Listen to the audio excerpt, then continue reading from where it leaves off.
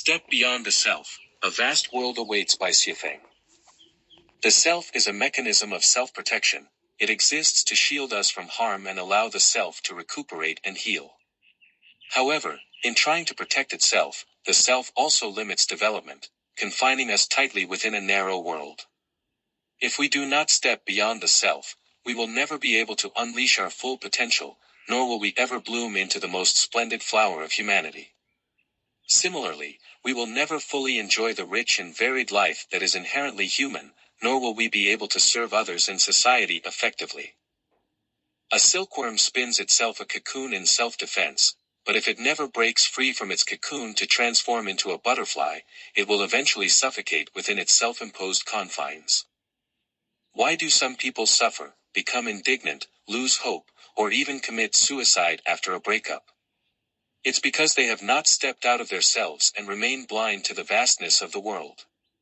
Some feel a burning jealousy and restless anger when they see their partners interacting with others, which is the mischief of the self at play. Why are there so many conflicts and frustrations between couples?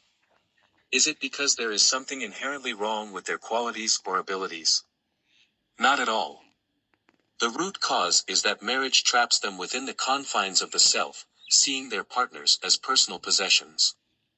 Once married, there is a subconscious expectation that the partner will behave and live according to one's wishes. When this does not happen, the frustration becomes unbearable, leading to actions like crying, making a fuss, or resorting to threats. Many religious followers instinctively reject other faiths, much like how spouses instinctively reject the approach of others towards their partners, which is also an act of the self. In fact, most of human pain, disappointment, anger, hatred, despair, and other negative emotions stem from the self. Thoughts like, this is my home. This is my person. This is my company. This is my school. This is my party. This is my religion. This is my country, confine us within the cocoon of the self and lead to endless troubles. The pursuit of safety is an animal instinct and also a human attribute. However, when we encase ourselves in steel, concrete, and barbed wire for the sake of security, we are simultaneously imprisoning ourselves like convicts in a jail of our own making. Contentment with mere survival is a natural human tendency.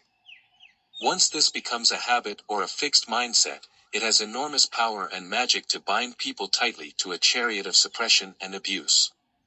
Without a breakthrough in thinking or a powerful external force, it is very difficult for individuals to escape the momentum of entrenched habits.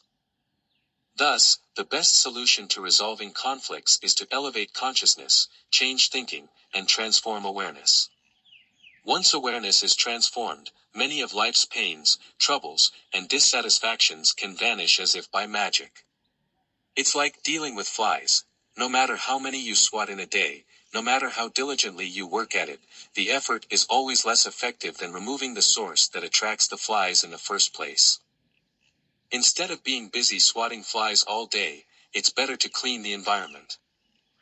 Instead of dealing with endless trivial annoyances in life year after year, it's better to step out of the self. What is the self? The idea and corresponding actions of "this is mine" are manifestations of the self. The self is a very pitiful and tragic consciousness. It not only tortures oneself but also torments everyone and everything connected to it. If everyone operates from the self, then the environment or context becomes a sea of suffering. The sea of suffering is boundless, turning back is the shore. What does it mean to turn back? It means to transform consciousness, to change one's worldview, outlook on life, and values. For example, if one shifts from the life view of, "this is the only life we have," to "life is a journey of the soul," then the angle from which we view issues, our way of thinking about problems, and our approach to solving them will all change. We would see beyond the vast expanse of life to the more distant horizons of our existence. Short-sightedness leads to pessimism, while far-sightedness fosters optimism. For those who can't see into the distance, life seems gloomy. For those who can, life is full of possibilities. The same situation, due to a change in life and world views, is approached differently, turning what was once bitter into something sweet. The self is about petty squabbles, making do, and treading carefully without stepping beyond bounds. What future can such a mindset possibly have? After a lifetime of busyness, the result is merely to fortify one's nest or dig one's grave deeper, ending with nothing more than a peaceful death. What lies beyond the mountains? It will never know. The richness of life will forever be out of its reach. They think that life is meant to be this way because it was for their grandparents and their parents, and naturally, it should be the same for them. It is difficult for people to escape the magic circle of the self's thinking. Even if they occasionally have an epiphany, they soon feel the vast emptiness of stepping out and lament, "Where do I go from here?" This is a common problem facing humanity, a lamentation that has persisted through the ages. So, where do we go from here? The answer is simple: step out of the self and towards Lifechanyuan. Lifechanyuan is a vast realm that stretches from the source of life through 36-dimensional spaces, leading life from Earth to realms of thousands and tens of thousands of years, to the boundless realms of bliss, showing humanity a colorful and spectacular vision of the future. To live a life of grace and brilliance, step out of the pitiful self and into the infinite greater self of Lifechanyuan. April 2, 2007. ChatGPT can make mistakes. Consider checking important information.